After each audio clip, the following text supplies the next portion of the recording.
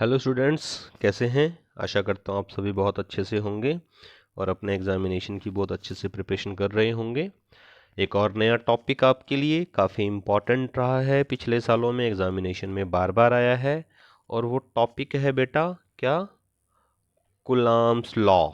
वो टॉपिक है हमारा कूलम्ब्स लॉ का टॉपिक है। आज हम कूलम्ब्स लॉ के बारे में डिस्कस करेंगे। ठीक है, कूलम्ब्स लॉ की स्केलर फॉर्म और कूलम्ब्स लॉ की वेक्टर फॉर्म। हालांकि शॉर्ट में एक ये दे दिया गया है छोटा सा डेरिवेशन कि F is equal to 1/4 pi epsilon naught Q1/Q2/R² और वेक्टर फॉर्म में भी एक छोटा सा डेरिवेशन दिया गया है। ये रिलेशन आया कैसे, यही आज हमने समझना है और कूलम्ब्स लॉ की डेफिनेशन क्या है, इसी के बारे में हम आज बातचीत करेंगे। चलिए देखते हैं कूलम्ब्स लॉ। अगर आपको लर्निंग पॉइंट ऑफ व्यू से समझना है तो एक चीज़ समझिएगा, हम एक बात बहुत अच्छी तरह से जानते हैं कि जो चार्जेस हैं वो बेसिकली टू टाइप्स के होते हैं। हालांकि हमने यहाँ तीन टाइप बता रखी है, तीसरे का कोई मतलब नहीं है।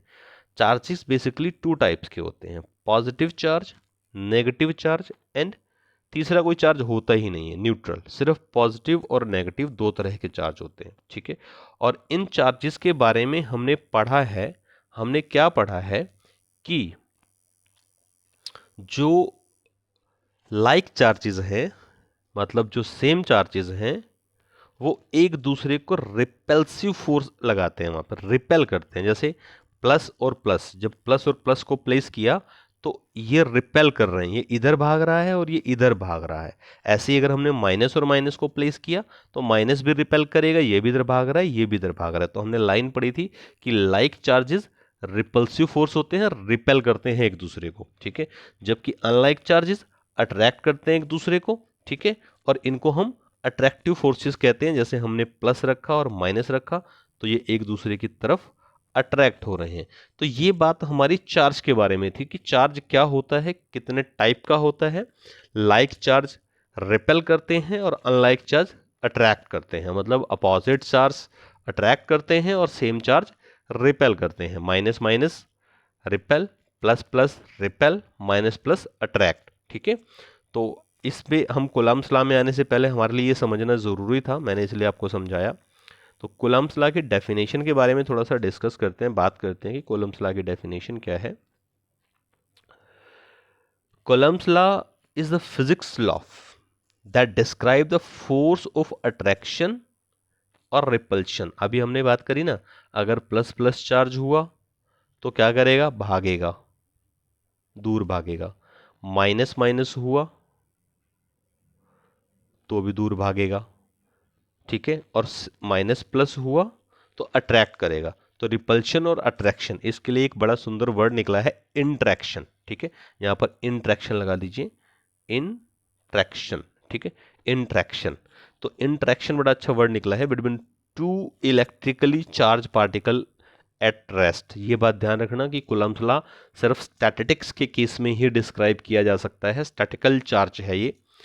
द फोर्स है क्या, ये चीज पढ़ें।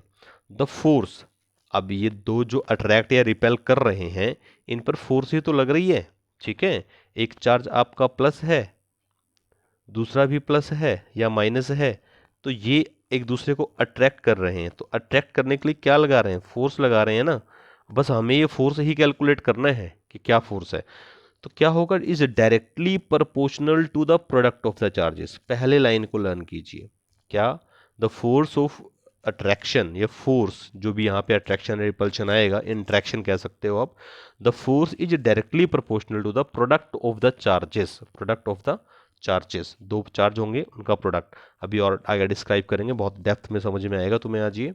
The force is inversely proportional to the square of distance between the charges and the force acts along the straight line. ठीक है, समझते हैं इस बात को, जो तीन बातें यहाँ पे की गई हैं इन तीन बातों को समझते हैं, क्या है ये तीन बातें।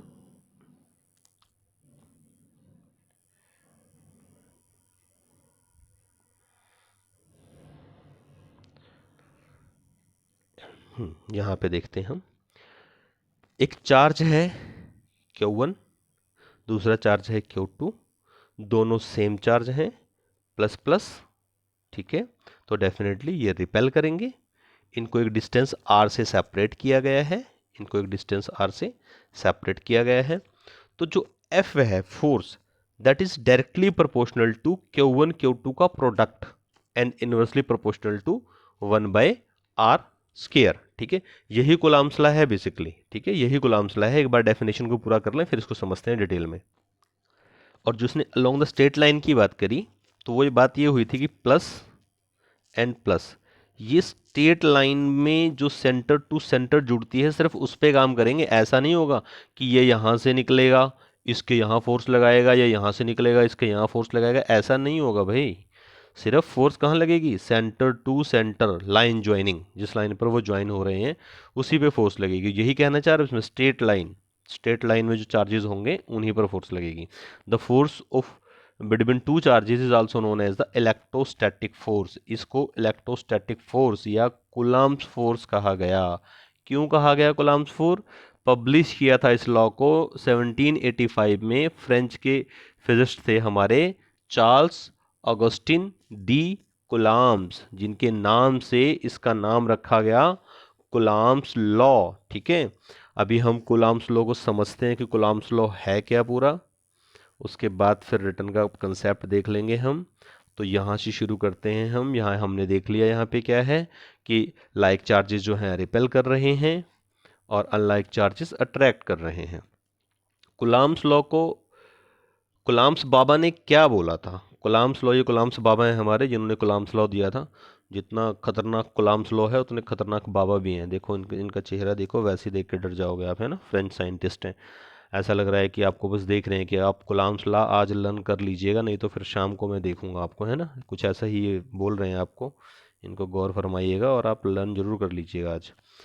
It calculate the force of attraction और repulsion between two charges. Coulomb's law को बहुत कम शब्दों में इन्होंने बोला कि क्या कैलकुलेट करता है? फोर्स ऑफ अट्रैक्शन और रिपल्शन। किसमें? दो चार्जेस के बीच में। दो चार्जेस जो यहाँ रखे हुए हैं इनके बीच में जो फोर्स ऑफ अट्रैक्शन या फोर्स ऑफ रिपल्शन आएगा वो कितना होगा, अमाउंट्स में, क्वांटिटी में कितना होगा, उसका मैग्नीट्यूड बताना है कितना होगा। ये थोड़ा सा और समझ लेते हैं। लाइक चार्जेस ये हम समझ चुके हैं कि ये रिपेल करते हैं और ये अट्रैक्ट करते हैं। तो एग्जाम्पल देके बताया गया, basically calculate the attraction repulsion. Example देके बताया गया कैसे। इसको हमने मान लिया 0.5 कूलम्ब्स है, इसको मान लिया हमने 0.3 कूलम्ब्स चार्ज है। दो चार्ज हैं, दोनों अट्रैक्ट कर रहे हैं।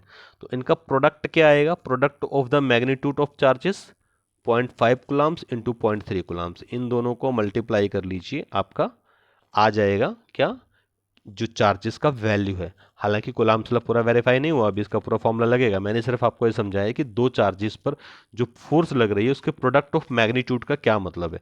एक चीज का ध्यान रखें यहाँ पे क्या क्या ध्यान रखना है आपने कि जो हमारा चार्ज है ना, चार्ज, जो हमारा चार्ज है इसकी एसआई यूनिट होती है कूलम्ब्स। 10th क्लास में काफ़ी अच्छे से टीचर पढ़ाते हैं इस बात को। किस तरह से? जैसे हम मेजर करते हैं, क्या मास मेजर करते हैं किसी चीज़ का केजी में। अगर हमने एप्पल्स लेने हो मार्केट में तो हम क्या बोलते हैं उसे कि अंकल भैया 10 kg, 10 किलो सेब दे दो, फ्रूट दे दो, कोई भी फ्रूट हो सकता है, 10 किलो सेब दे दो। ठीक है, तो 10 किलो अगर हम सिर्फ 10 बोल दें, 10 फ्रूट, तो शायद समझ ही नहीं आएगा। तो केजी साथ में लगाना होता है। इसी तरह से अगर आप चार्ज की बात करेंगे तो कुलाम साथ में लगाना होगा। अगर कुलाम्स नहीं लगाओगे तो चार्ज डिफाइन नहीं कर पाओगे।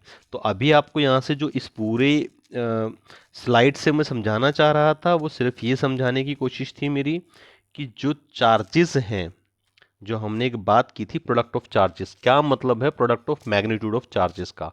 ये Q1 है, ये Q2 है। ठीक है, यहाँ हमने Q1 इंटू Q2 कर लिया, that is product of charges. ठीक है, चलिए आगे चलते हैं। इस स्लाइड को समझते हैं। What is Coulomb's law?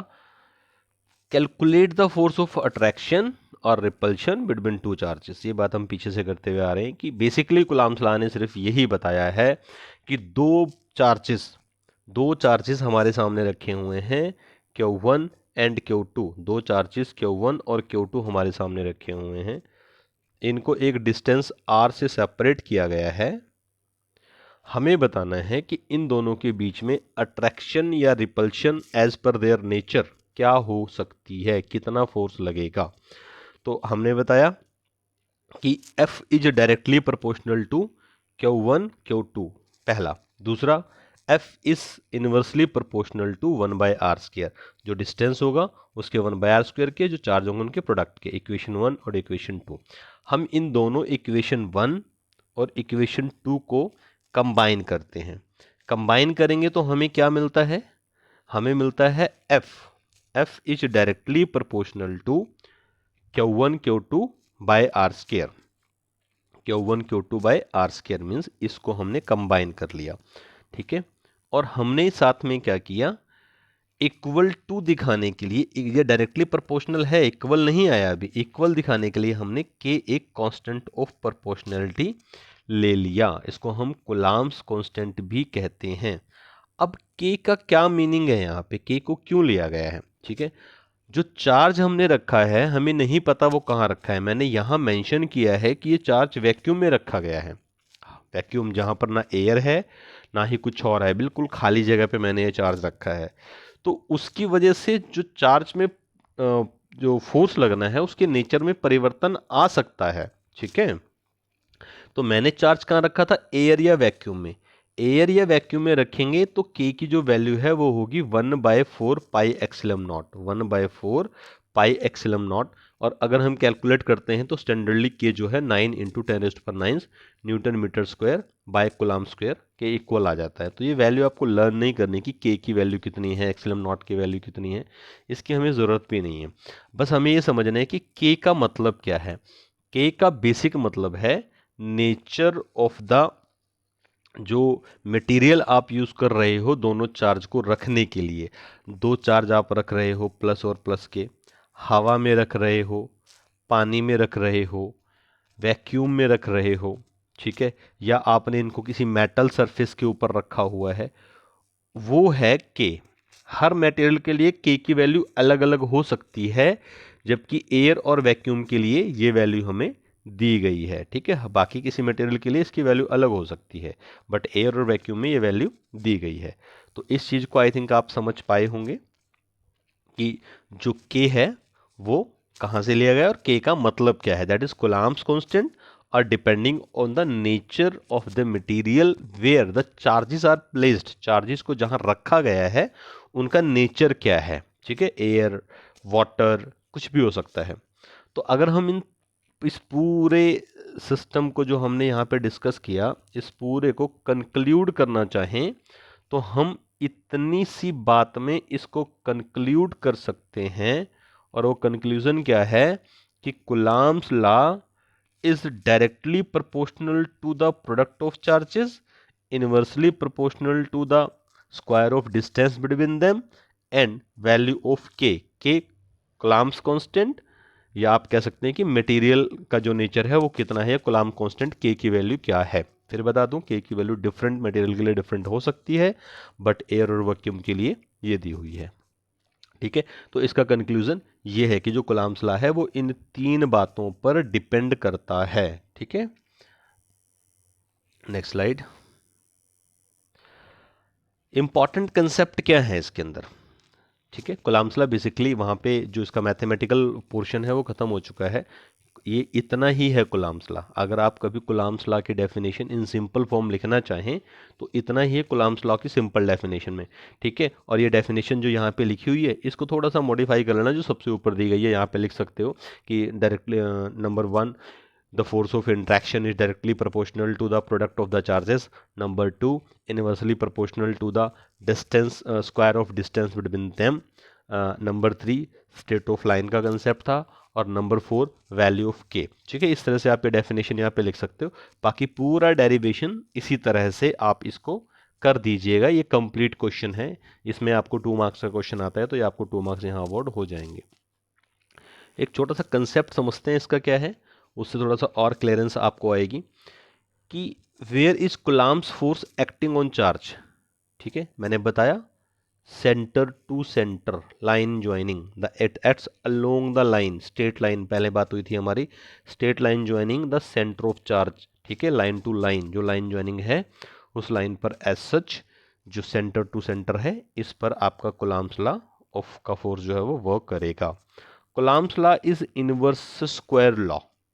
Yes, force between charges directly proportional to 1/r square. इसका मतलब क्या है कि हम ऐसा माने कि जो इनके बीच की डिस्टेंस है, जो इनकी बीच की डिस्टेंस है वो 2 सेंटीमीटर है, तो जो फोर्स पर फर्क पड़ेगा 1/4 का पड़ेगा।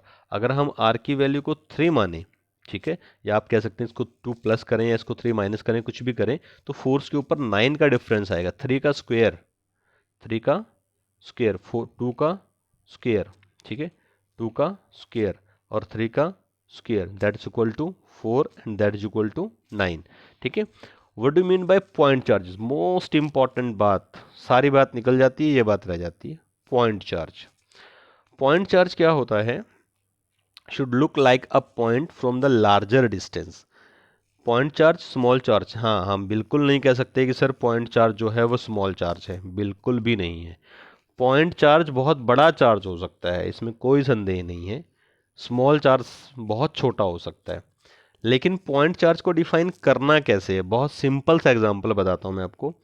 आप खड़े हैं अर्थ के ऊपर, आप देख रहे हैं स्टार्स को, आपको स्टार दिख भी रहे हैं, star in the sky, not small but look small. ये छोटे नहीं हैं। चांद की बात कर लो, आसमान में आपको चांद दिखाई देता है और आपको ऐसा लगता है कि आप चांद हाथ में ले लोगे। हमारे कई जो इंस्टा और टेलीग्राम वाले भाई हैं और यूट्यूब वाले भाई, ये क्या करते हैं, कई बार चांद को अपने हाथ में दिखाने की कोशिश करते हैं, ऐसे ऐसे फिंगर दिखाएंगे, दोनों फिंगर, उसके बीच में चांद को फंसाने की कोशिश करते हैं कि सर ये देखो हमने चांद को पकड़ लिया है यहाँ पे। तो भाई चांद इतना छोटा नहीं है, वो छोटा दिखता है, ठीक है, अर्थ इतनी छोटी नहीं है जितनी चांद से दिखती है। तो अर्थ भी बहुत बड़ी है, चांद भी बहुत बड़ा है, लेकिन वो दोनों पॉइंट साइज पे दिखाई देते हैं। अगर आप देखोगे तो आपको चांद एक पॉइंट की तरह दिखाई देगा पूरे आसमान के अंदर। क्यों दिखाई दे रहा है? डिस्टेंस बहुत ज्यादा है। पॉइंट चार्जेस का मतलब है किसी भी वैल्यू के बारे में, पॉइंट मास की बात करता है, पॉइंट चार्ज की बात करता है, तो आप इसको ऐसे समझ लीजिए कि पॉइंट चार्ज का बेसिक मतलब है कि जो वैल्यू है, जो डिस्टेंस है, जो डिस्टेंस है वो उन मैटर से काफी ज्यादा बड़ा है। मतलब अर्थ और मून अपने आप में काफी बड़े हैं, लेकिन उनके बीच की डिस्टेंस उनसे कहीं ज्यादा बड़ी है। मतलब वो एक दूसरे को बिल्कुल पॉइंट की तरह देखते हैं। चांद से अर्थ आपको पॉइंट की तरह दिखाई देगा और अर्थ से चांद तो आप रोज ही पॉइंट की तरह देखते हैं। नहीं देखा होगा तो बाहर जाके देख लीजिएगा, बड़ा अच्छा मौसम है, चांद निकला हुआ है ना। तो ये था बच्चों Coulomb's law in vector form, और sorry Coulomb's law in simple form था ये। यहाँ तक हमारा Coulomb's law in simple form हो गया है और ज़्यादातर एग्जामिनेशन में यही पूछा जाता है। ठीक है, तो अब आपको इसमें लिखना क्या है, मैं आपको बताता हूँ आपको लिखना क्या है। हालांकि मैं इसके नोट्स डालूंगा अलग से बना के, बट आपको लिखना क्या है मैं आपको वो बता देता हूँ। ऊपर चलते हैं। एक तो मैंने आपके लिखने के लिए ये पूरा पेज डाला हुआ है, ये कंप्लीट पेज आप रिटर्न में ले सकते हो, ये कंप्लीट पेज रिटर्न में ले सकते हो, यहाँ से इतना ये रिटर्न में ले सकते हो। ठीक है, या फिर इससे भी सिंपल मैं आपको बताता हूँ कि ये कंप्लीट पेज आप रिटर्न में ले लीजिए और इसमें से बेसिकली ये पॉइंट्स जरूर लिखिए। जो आप ये पॉइंट्स देख रहे हैं यहाँ पे, जो आप ये पॉइंट्स देख पा रहे हैं, ये पॉइंट्स जरूर लिखिए। ठीक है, और इसके बाद सीधा सीधा जो ये वाला आपका पेज है, ये वाला पेज, दैट इज इंपॉर्टेंट। ये पूरा पेज आप इस वाले एरिया को छोड़ सकते हैं लिखते हुए, ठीक है, इसकी वैल्यू को छोड़ सकते हैं लिखते हुए, बट बाकी सब कुछ आप उसमें लिखेंगे। This is the Coulomb's law in mathematical form, और कूलम्ब्स लॉ की हमने ऊपर डेफिनेशन दे दी। तो स्टैंडर्ड फॉर्म में हमारा कूलम्ब्स लॉ हो गया है। आई होप आपको ये समझ में आया होगा, और अगर नहीं आया तो मुझे कमेंट्स कीजिए, मैं और बेहतरीन तरीके से समझाने की कोशिश करूँगा। ठीक है, wish you all the best. I think आप अगर ये क्वेश्चन आया तो इस बार 100% में जरूर करके आएंगे। Columns law in vector form या तो इसी वीडियो के साथ ऐड होकर के हो जाएगा, या फिर आपको नेक्स्ट वीडियो मिलेगी columns law in vector form की। अगर वीडियो ऐड होती है तो कंटिन्यू हो जाएगी, और अगर अलग से बनती है तो अलग से वीडियो डाल दी जाएगी। बट आप इसकी प्रिपरेशन अच्छे से जरूर करें मेरे बच्चों, आपके मार्क्स बहुत इंपॉर्टेंट हैं, आपका फ्यूचर बहुत ज़रूरी है। Wish you all the best for your upcoming examination and bright future.